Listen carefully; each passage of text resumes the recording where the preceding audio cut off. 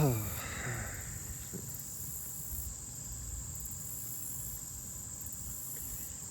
afternoon.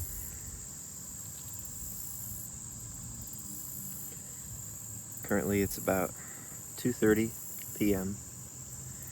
Eastern Standard Time, and the weather is mild. It's not too hot, not too cold,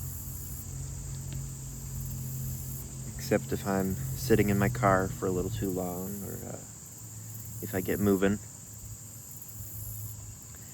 There's a nice, calm, slight breeze coming in from this direction, and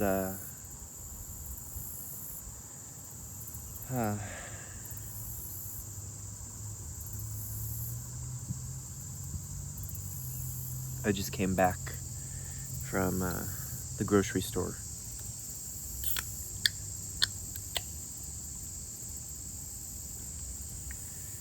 I went to go get a beverage for this video, and I've been thinking about what this video should be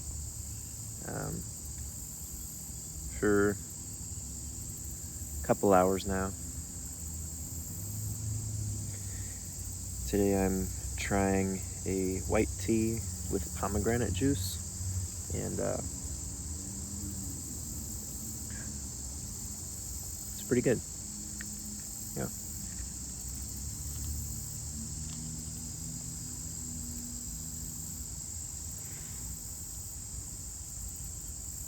Yeah, 10 calories.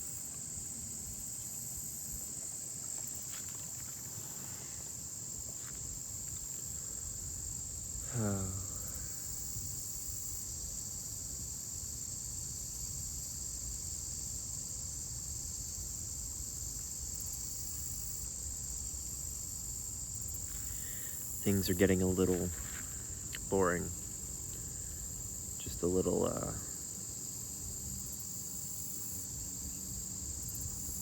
lossless.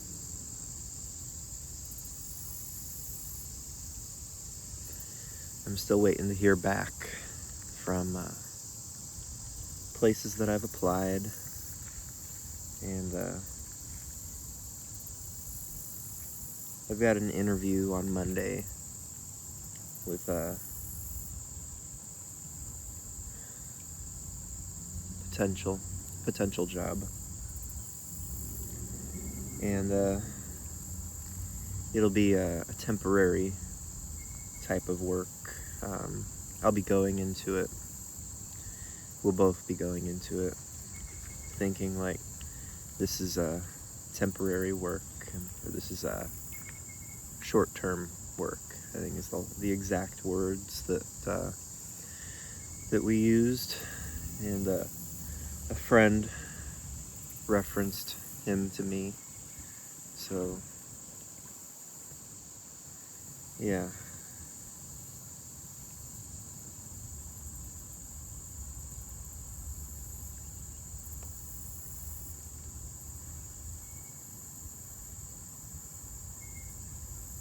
I'm hoping to hear, I guess, yeah, I'm hoping to hear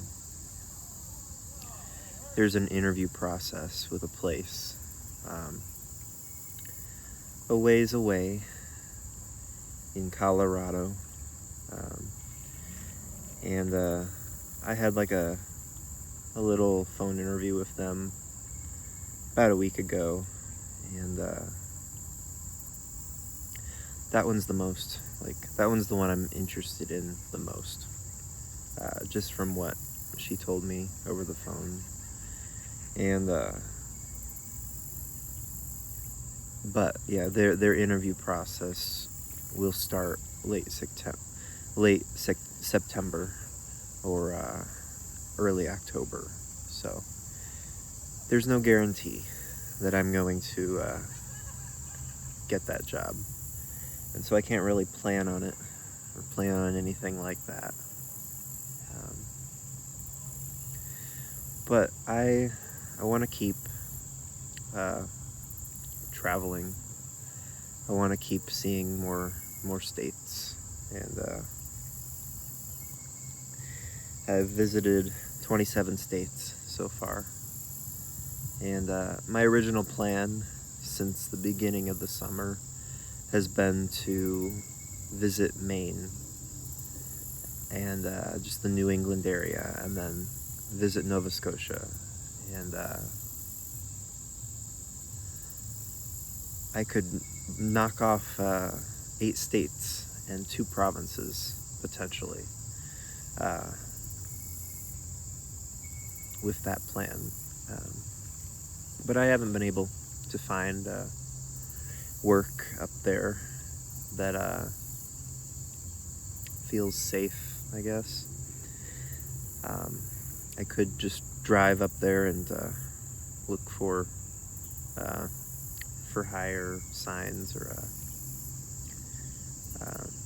just look for someplace. Yeah, I did that last time when I went to Washington, and it turned out pretty good for me. But yeah, I mean, if the Lord has me going to Colorado for a job that would be more interesting for me, then I'm open to that instead.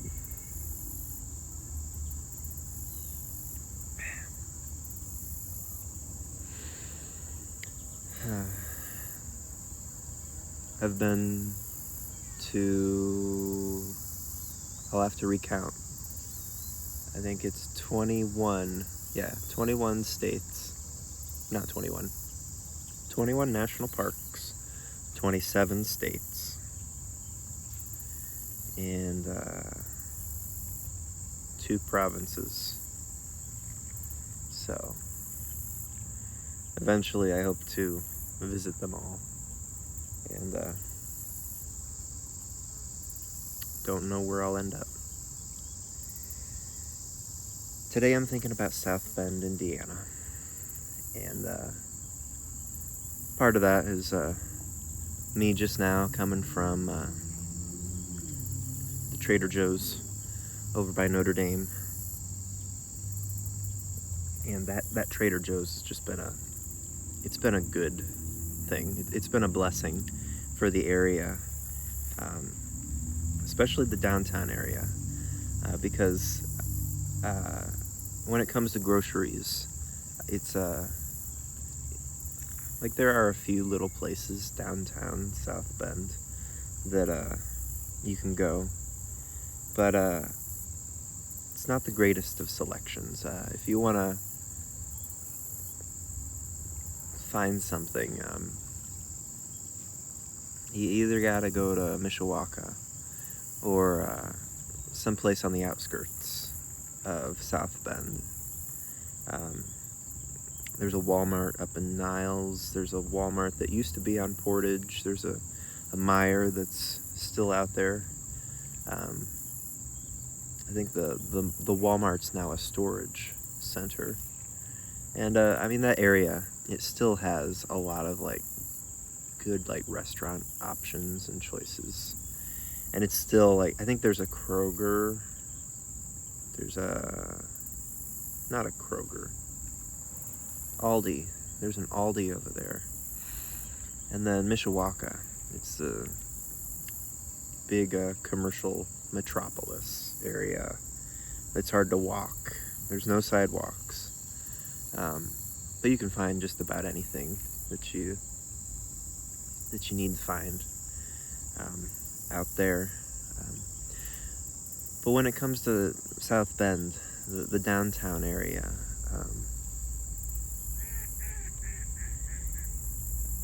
it's I guess the hope is that it would be walkable, and that we're going to find groceries nearby that we could bike to or walk to, and that's not necessarily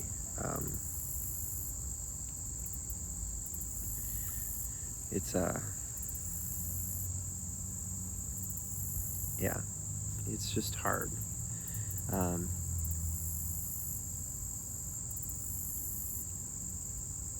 I can think of a few Mexican grocery stores that are in the downtown area. The Trader Joe's is farther east from the downtown area, but if you walked about 30 minutes, you could get there. Um, and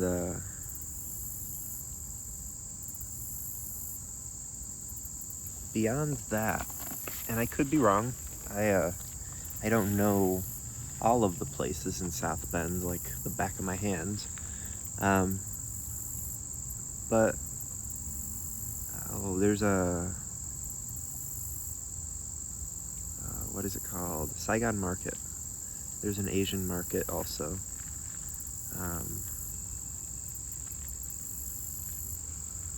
But yeah.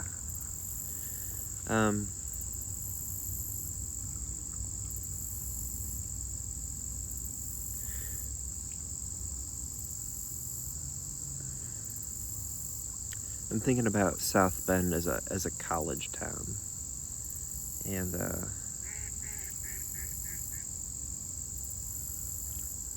I'm also thinking about this duck, which is quacking at something or someone, and it just sounds like it's laughing, just like a mock laugh, like.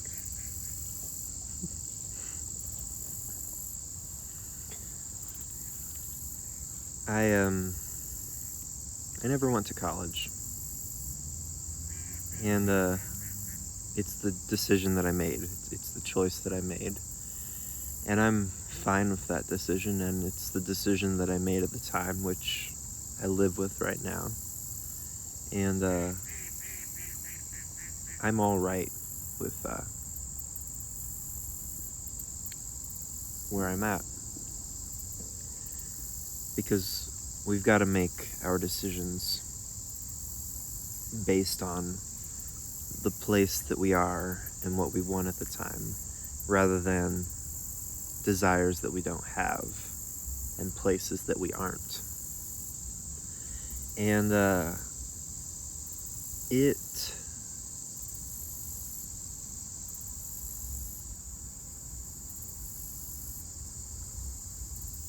it makes me think of a lot of different things. I remember dropping a few friends off at the IUSB campus a few times, and I remember other friends talking about like what their plans were after high school, and then I think about all of the folks that I know from Notre Dame, all of the friends that I have from there who are at various levels of the institution, and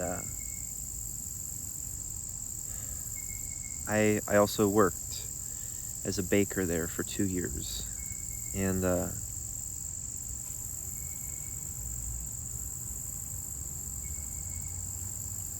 so there's a part of me that feels like I'm a part of that place, but then there's another part of me that's like, no, I'm not a part of that educational system, and the thing is I don't fit into that. There's also Ivy Tech. Yeah, that's another story. But there's a lot of little smaller colleges around here. There's just a lot of different little institutions, and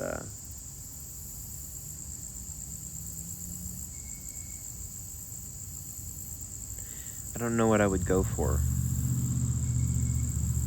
There's a part of me that feels that a job isn't worth much if they're not willing to train their employees themselves. And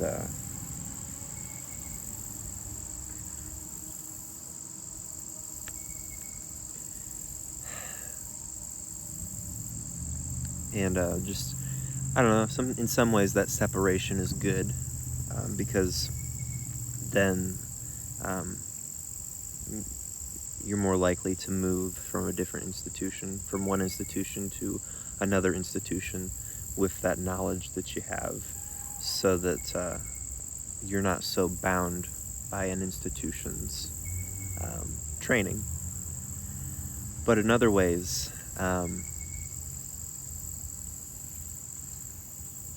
it's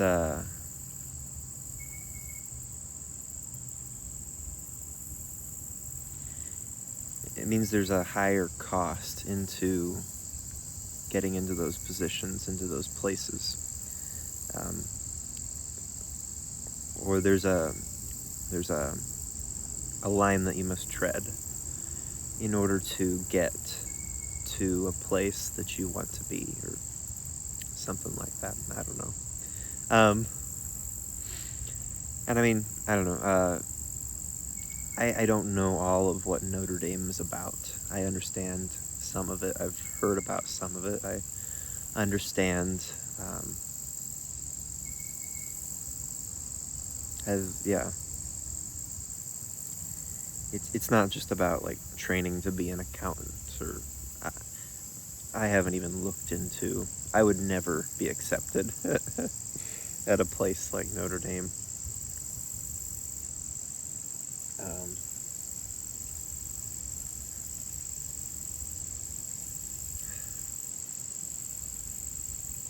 It would be too much for me. Just the strategizing one's life around academics, or strategizing, or orienting. It would be too rigid for me to orient my life in such a fashion, or in such a way that binds me to a certain subject, or a certain idea of the world. And I mean, that's not to say that there isn't anything to those institutions and universities and colleges, and but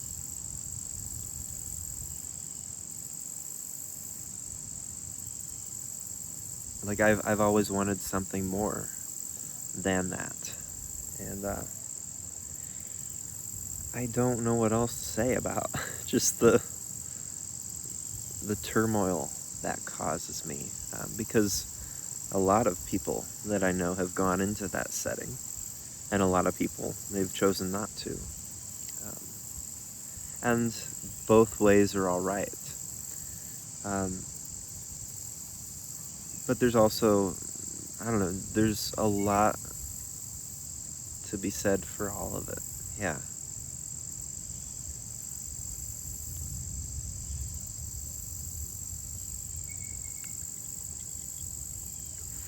The thing that I'm thinking about is a picturesque version of life, or a little picture that I would have loved to have. And I know that it isn't a reality, it's more of a fiction, but that image still remains in my head. And I don't think that the fiction, I don't think it has to be fiction in order for it to, like, fictions can become realities. Sometimes the fiction is what leads us to pursue reality. But I picture myself finding an apartment, or having an apartment on Eddy Street, Commons. I park my little car, or maybe I don't even own a car, in the parking garage there.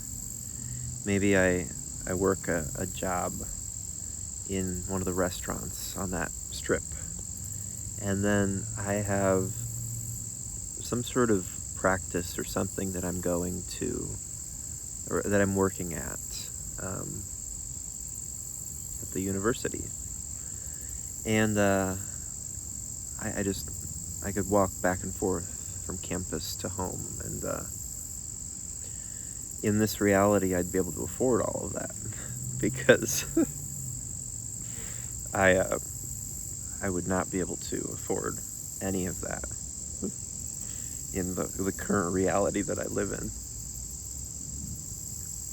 And it baffles me that anyone is able to afford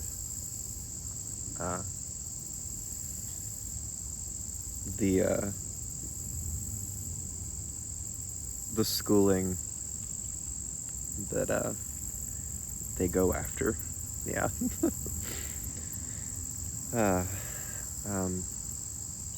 I would love to be an archaeologist or a geologist or some sort of astronomer or astrophysicist but even more than that, I would love to travel to those places, and that's just not going to happen. Not in my lifetime, or maybe in my next lifetime. But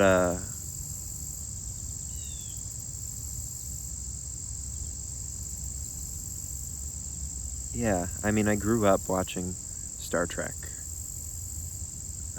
Battlestar Galactica, Babylon 5, Star Wars, Doctor Who, and just the idea of traveling to the stars excites me.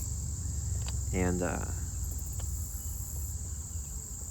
I'd be more in it for the adventure than the science side.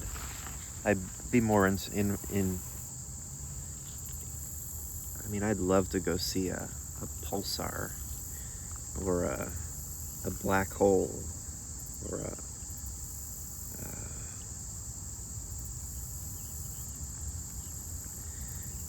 a nebula. Yeah. Or to watch a sunrise on a moon.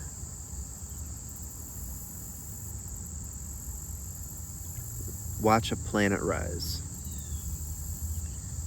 from the surface of one of its moons, and this gas giant planet has rings.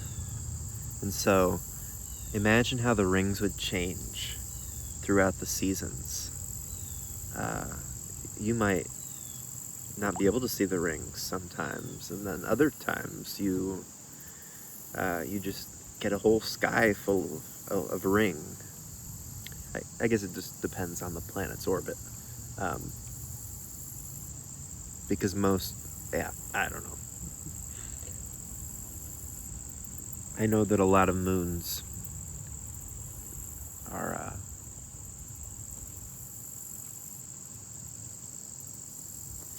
yeah, I don't know.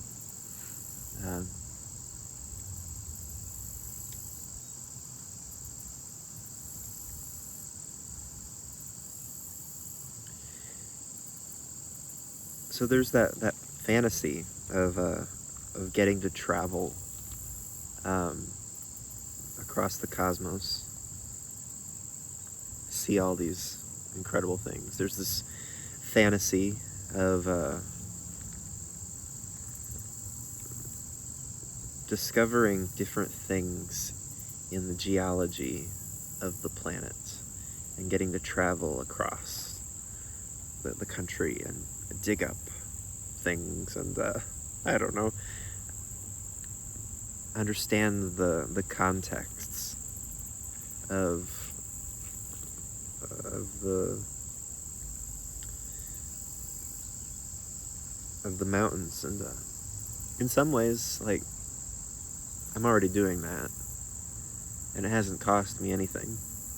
Like, I've traveled to a lot of different places, and I love understanding the different forces at work, whether it be in like the Great Plains or in the Rocky Mountains, and just the way that the climates are different.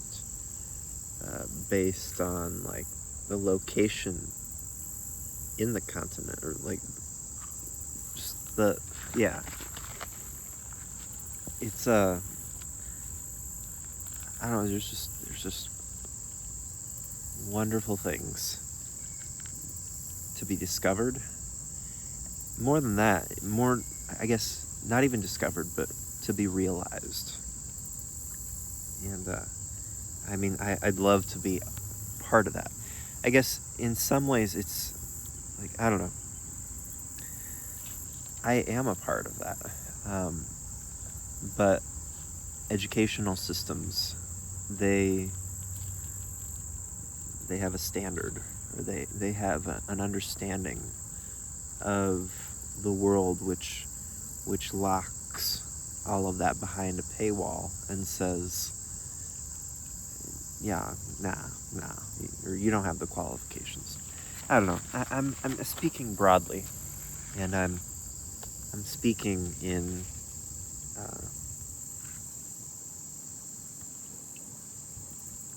with the light of my hopes and dreams. I would love to have a little shop, either somewhere on Eddy Street with a little cat sitting on the windowsill, a Siamese cat and a Russian blue, maybe a Siamese lynx, because my family used to have one. And maybe I'd do woodworking up there at a loft apartment, or some sort of a big open apartment. I don't know. I'm saying I don't know too much in this video.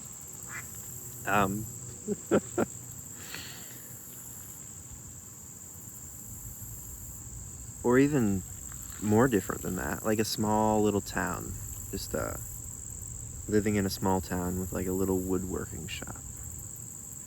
And I'd love to refinish old wood and restore it, sand it down, put a new stain on it, and then put a polyurethane coat on it, and just a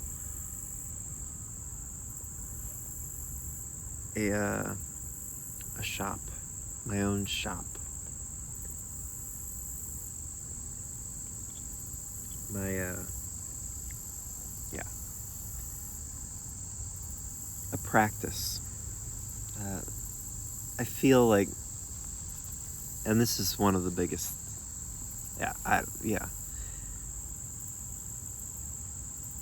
it's hard to have a practice in this life, or in our current culture, when everything's mass produced, because we don't weave baskets anymore for people. It's not a job that I've found, and it's probably more mechanized. I don't know. I don't know. I'm starting to speak on things that I don't entirely know, but I guess in my head, a lot of that work, it's been mechanized to where what was once human creativity and human precision is now given to a machine. It's really, like, I've watched documentaries on like people making like porcelain teaware, and the people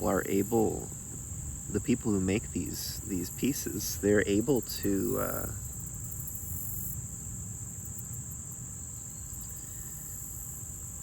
they get so good at it that they're able to make the same piece over and over again. And I'm sure there's a slight variation here and there, but the human mind, the human brain, it's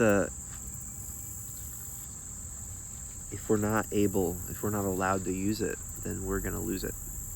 Or just, I don't know.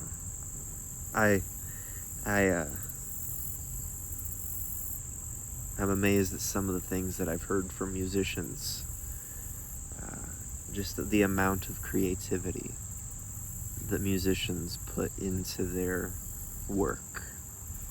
All of the little intricate details and all of the little different skills that they just learn over the years, and then they're able to put that into a song, knowing when to use just different styles. And I think of the language that's being spoken, watching skateboarders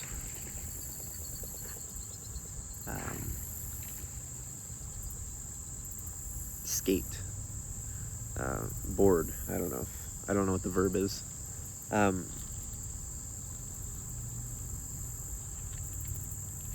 It's go to a park, watch people skateboard. It's really amazing. The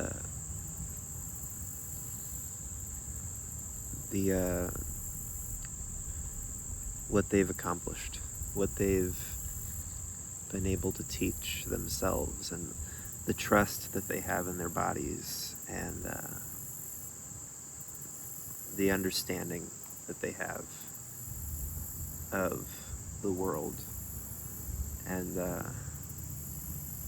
that's a language right there. And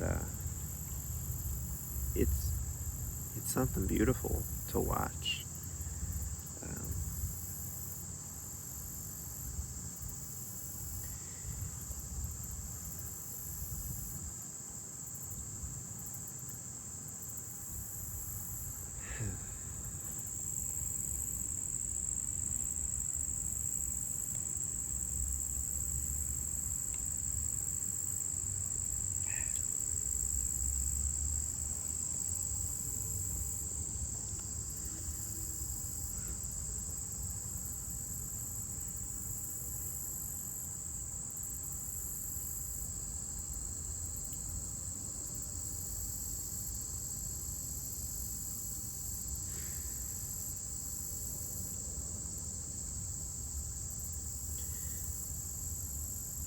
I don't know if anyone lives in that fantasy world, or any of those fantasy worlds that I am thinking of or am speaking of.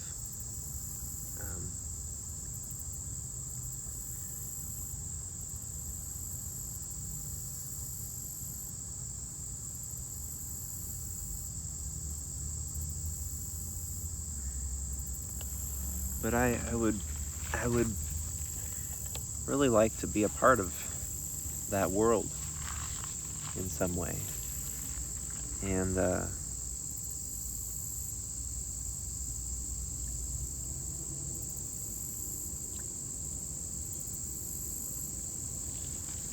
it's sad to me that it's possible, but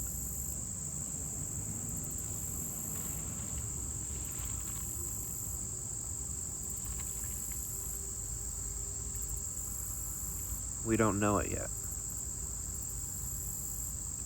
Or it's possible.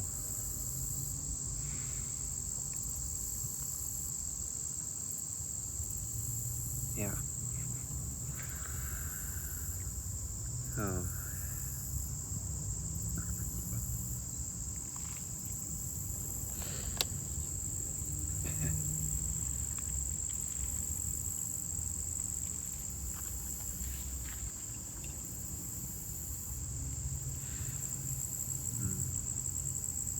it's hard not feeling connected to the people around you, because that shapes the entire course of life. And parents have a responsibility to their children because they chose to raise their children. They chose to have children. They have a responsibility to their children to bring them into that life. And when they fail at that, when they do not introduce their children to a safe world, or at least the safety of the family unit, the safety of what life can be, then that transfers outward into the community beyond and into the world beyond. And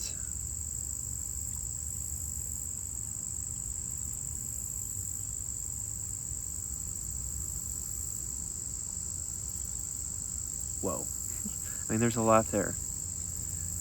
Because, I mean, it can be said that not every family is perfect, but I have seen the goodness in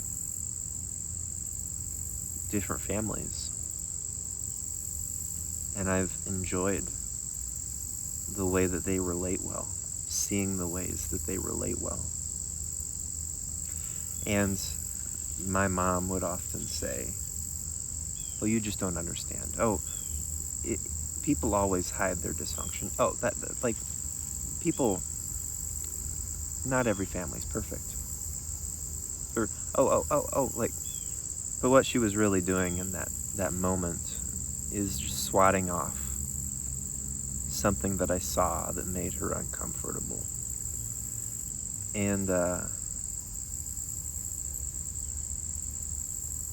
parenting is an opportunity for the parent to grow. Having kids is an opportunity for the parent to grow. You're raising a human life. And if you're not up for that task, then you probably shouldn't have children. And if you're going to make the kid fear the world, then it's you're making, like, it's going to be, it's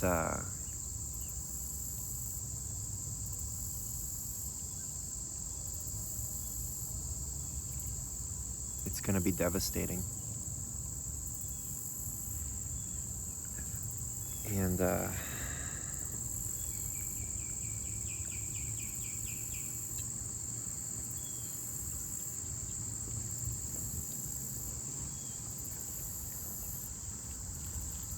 I'll get into more of this later on with some other video. I started off thinking about how South Bend is a college town.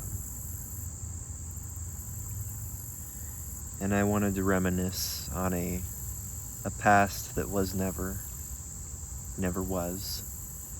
And I mean, it's still possible for that to be.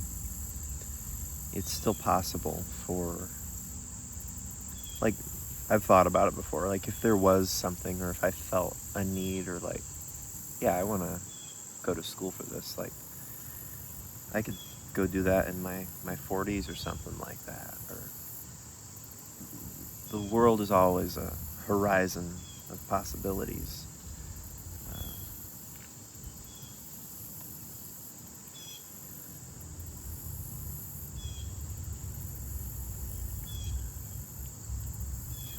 There's joy in knowing that you can learn something for free. And there's joy in knowing that past shame doesn't have to control the future. It doesn't have to rule over the future.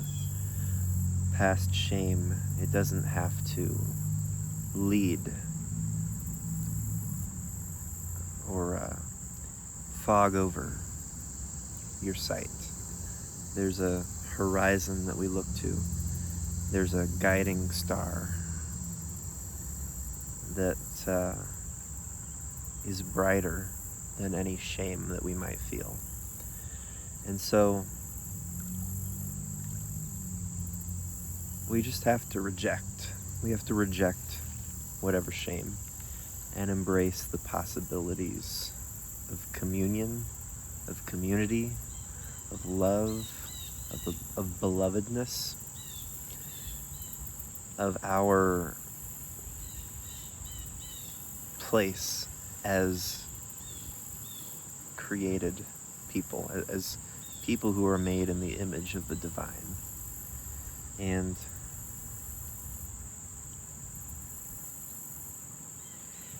it might be a lofty burden. It might be lofty. I don't know. I don't think it's lofty. I think it's the most natural thing. His weight is easy. His burden is light. It's the only thing that we could ever be. We're being created. We're still in the process of being created. We were born once, and we're going to be born again. And life, we're just stuck in the waiting process right now. We're stuck in the waiting room or something.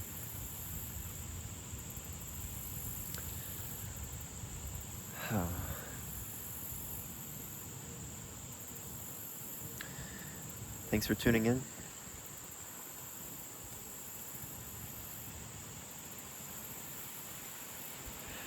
Be well and be wise. Peace.